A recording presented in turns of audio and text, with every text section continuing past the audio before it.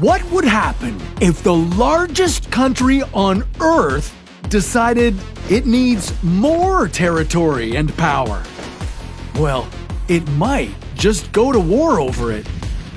What country could Russia invade first? What would be the plan of attack? And what's the most dangerous weapon in Russia's possession? This is What If? And here's what would happen if Russia started a war. Russia already takes up 1/8 of all the inhabited land on the planet, and now it has its eyes on one of its European neighbors, Ukraine. Historically, Ukraine and Russia have been in conflicts before. Most recently, Russia annexed the Ukrainian peninsula Crimea, and then it backed a separatist rebellion in eastern Ukraine. Now, Russia doesn't want Ukraine cozying up to NATO. It wants NATO out of Eastern Europe, period. And even though Russia isn't a member of NATO to make decisions on such things, with one of the most powerful militaries in the world, Russia might feel like it can play by its own rules. Okay, let's back up a little. First, you might be wondering what NATO is. Well, NATO is the North Atlantic Treaty Organization, and right now it includes 30 members. The United States, Canada, Netherlands, and the United Kingdom are among them. NATO's goal is to keep the peace and make sure no member of this alliance gets invaded by an international military force. You know, like that time Russia took Crimea from Ukraine. Now, Ukraine is not yet a member of NATO, but it has shown interest in joining it. And that doesn't sit well with Russian President Vladimir Putin. Putin is already a little freaked out that NATO is training Ukrainian troops and some members are supplying its army with weapons. So he's decided to go about it with the good old method of persuasion. He's threatening to start a war.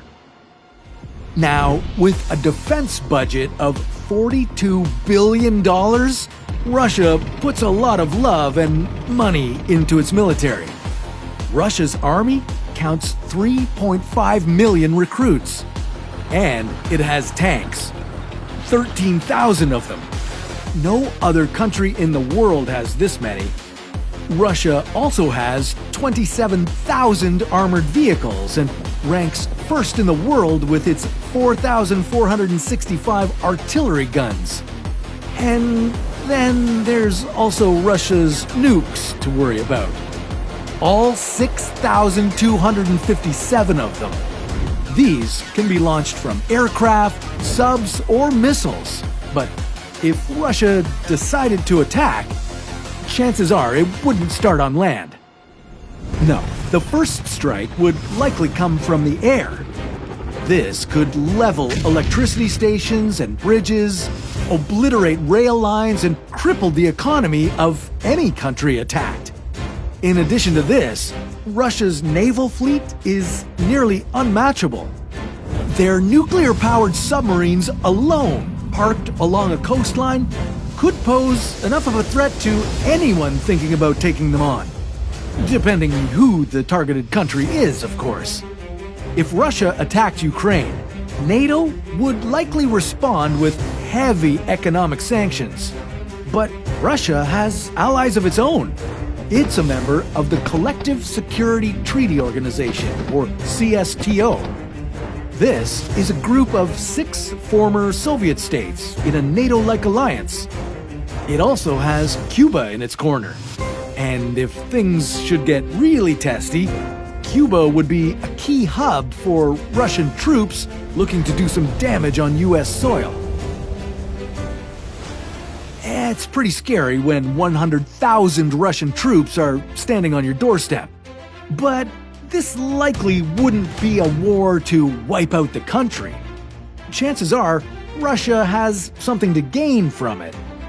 It might be natural resources or political leverage. whatever it is, the plan wouldn't be to obliterate every target in its way, only to do enough damage to make their point. In the case of Ukraine, it could shut down the Ukrainian economy. But they could do that with minimal forces on the ground. War is also not fought the same way it was even a decade ago. It can be much more covert. Hack attack, anyone? Now, if you worry about those Russian nukes, well, I might have an idea of how to rid the world of them. How about nuking a volcano? You know, in the name of science. Go on, see what happens. Now, that's a story for another What If.